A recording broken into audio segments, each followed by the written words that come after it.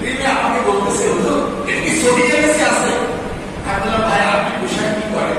ভাই আপনি একজন ডাক্তার, আপনি সিরিয়াস ডাক্তার, সিরিয়াস ডাক্তার। মাশাআল্লাহ